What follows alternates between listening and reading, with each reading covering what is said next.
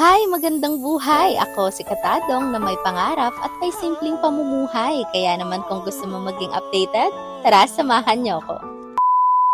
Siguro maraming tataka sa inyo kung bakit pati pagmamotor ay napasok ko na. And marami nga ding naguguluhan kung ano nga ba talaga ang content ko. Sabi ko nga sa sarili ko, as long as napapasaya ko kayo, makagawa lang ako ng content para sa inyo, ay masaya na din ako. Ganun pa man, bago nga maging ganyan yan, ay marami munang pinagdaanan yan. Bago makapasok dyan, ay isa munang kalansay yan. Ito nga pala siya nung hindi pa nabibuild, kalakalawang pa yan. Pero dito nga sa video ay may pintura na. Hindi na nga nakuhanan sa sobrang pag-aapura. Biruin mo ba naman, Feb 7 ang motor show sa Bani, Pangasinan, Pakwan Festival. At akalain mo yun, 4 days lang yan binild ng husband ko. And sa 4 days na yun ay hindi pa nga siya whole day na gumagawa. Sa gabi niya nga lang yan nabibuild at sa umaga naman ay nagtatrabaho siya sa talyer. Ganun pa man ay thank you pa din sa mga tropa niya na sumuporta. Ganun din sa mga solid na nagpapagawa ng motor sa kanya. Dati na din pala siyang sumasama sa motor show, ang kaso lang ay wala nga siyang nilalapag. At yun nga ang isa sa pinakamadalas na pinag-aawayan namin. Kaya naman sinabihan ko siya dati na kapag sumama ka dyan sa motor show na yan, na make sure na may ilalapag na tayo. Napansin ko nga din talaga sa kanya na talagang ang hilig niya ang pagmumotor. Siyempre sinusuportahan niya nga ako sa hilig ko, abay dapat nga lang din na suportahan natin siya. Biruin mo yun, yung time na nag-aaral pa lamang ako sa kolehiyo at kailangan kumayod. Bukod sa hilig ko na yung pagkanta sa banda, ay nandun nga siya nakasuporta kasama yung sanggol naming anak. Bit-bit nga niya habang ako'y kumakanta. Maniwala kayo sa hindi, inaabot nga kami ng madaling araw, alam niya na mga nakakasama ko sa banda. Hindi nga siya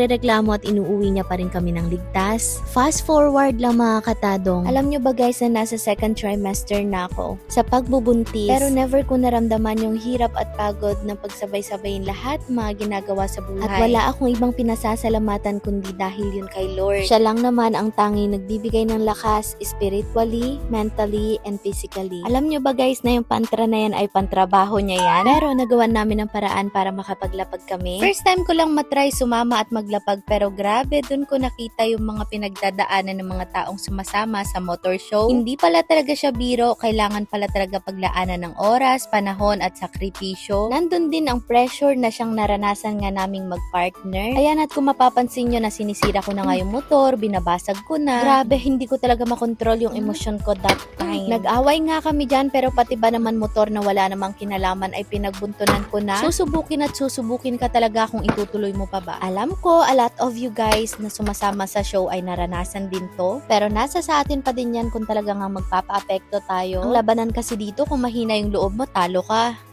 Ayan guys, and sasampa na siya. Ayan. At the moment, today is February 4. Ang lapag ay February 7. Let's go.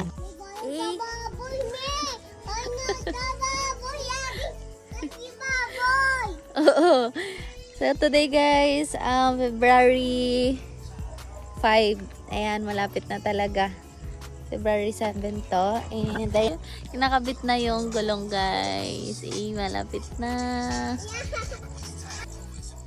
Let's go.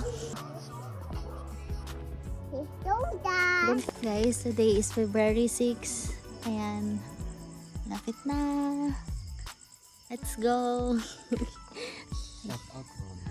Ayan, shout out kay Kuya Jake. Shout out ka, ano pangalan niya? Makmak. And shout out kay Angelo. Ayan. Let's go. Good morning guys. So today is February 7. Ayan, morning. Ayan, natapos na siya. Si Katadong. Hey. Yan guys, all goods na and testingin na lang siya. Let's go!